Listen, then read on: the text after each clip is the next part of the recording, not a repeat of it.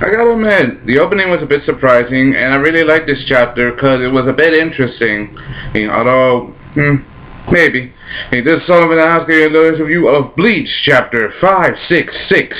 Hey, continuing forward, the beginning starts off with Renji and Rukia planning on their moves before they land, on Han and the Serete. After all, they will finish their job. They finished their training with the Zero Division. Now they're going back down. But things. But that's the beginning. That's the beginning. They even take it splitting up. They go in their separate ways after their enemy is defeated. Yeah, I mean, think about it. After what happened last week with the whole Juhabak absorbing souls and Quincy thing, you definitely know Udi is screwed.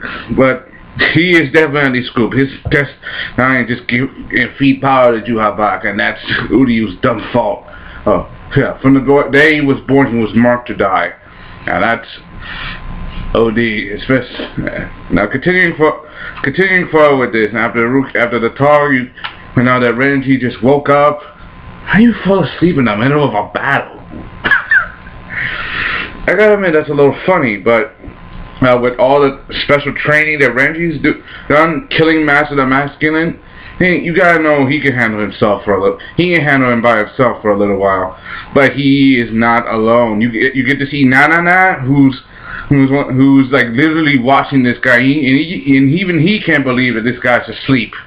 He can't believe that this guy literally slept in his enemy's territory. Like, wow. But he also gets there to see Renji because he knows that he defeated Master the Masculine and then James. But this is just wow. But we haven't seen Nanana in a while since he took on what Squad 3, Division 3. Ikaku and the rest of them. That's and this is just wow. Cause right now, but Renji after he's like do the talking, Renji gets dressed and then he runs off. No, but Nanana, he's watching him. He's literally watching him and hoping to make his move. He said, it's run out, red monkey." He is this close.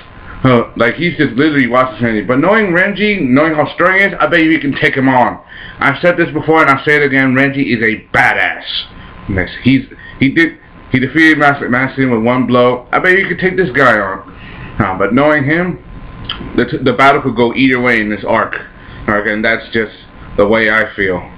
Continuing forward, you have Rukia, who's right now searching for whatever French line. And she's even astounded, like she can't sense anyone's presence, and she's thinking, are the Shikigami, our Soul Reaper forces really that inferior compared to them? Like she can't believe. With all the destruction and devastation and her being away, if she was there at every handwritten fight, she would definitely know the reason why. But we know the reason why. But she's not alone. She senses Lieutenant Katetsu, from Squad 4, and she's healing Ukitake. She's healing Ukitake in a special field. She sent it to him, but then something happens. Like she feels something, like this creeping hand that just comes out of nowhere. And she senses that she knows she has skills. She has a way to say, "Who are you? What are you?" Say, "I'm lonely." I'm like, "Oh, what?" And he's like, "I'm lonely," like over and over again. This dude literally comes out like The Grudge, like all them horror movies you see with ghosts in it, like The Grudge, Sinister, whatever movie, The Messengers. It literally comes out of the darkness and then the floor and thing, like a living shadow. It just comes out. He even, and you know who this dude is, Asnod. It's Asnod who defeated Byakuya, and I'm like, wow. This guy took on Byakuya, and now he's taking on Rukia. Like he even says, "Where is my Zembos?" Asnod is pretty tough. He defeated Byakuya with just fear alone, and this is just OD. But knowing Byakuya after his training with Zero Division, he'll come back even stronger. What the hell is Byakuya doing anyway? I want to see Byakuya come back. Heck, where's the rest of them? Where's Ichigo? Where's Kenpachi? Where's most of the badass that we know from Bleach? But knowing them, they're coming out in full force with blood, sweat, and tears and sacrifices. But I want to see what happens next. Kubo, don't keep us hanging on the juicy stuff. No, but knowing Kubo and the 1,000-year Blood War arc, Like, he's keeping it in suspense because he knows that the end is coming, and he's keeping it on our toes. And he knows that this part is getting juicier by the minute. After that, Narukia knows that it's Asnod because of the description she heard. He keeps asking, where is Byaku Yakutsuki? And she doesn't answer. She said, I have nothing to answer you, right? Will he come here if I kill you? And he says, maybe. And he just launches his attack. This guy like summons his spear, his fear spears, like I like to call them. I'm calling them spear, like, you know, projectiles. He's launching them at Rukia. She dodges them a little bit, and she tries to counterattack by using her Sodeno Shinayuki.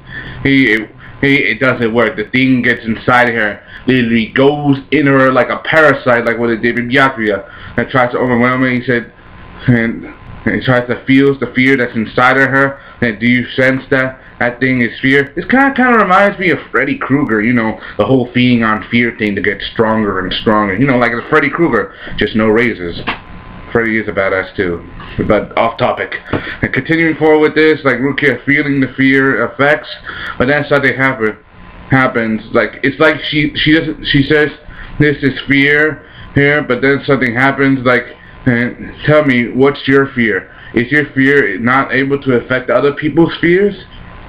Rukia is a strong girl, especially with the training she had to deserve it. Some people are hoping from this that she will get a Bankai.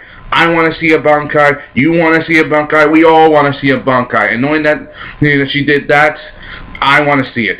And knowing that she overcome the fear that her brother couldn't endure, means that she's plenty strong.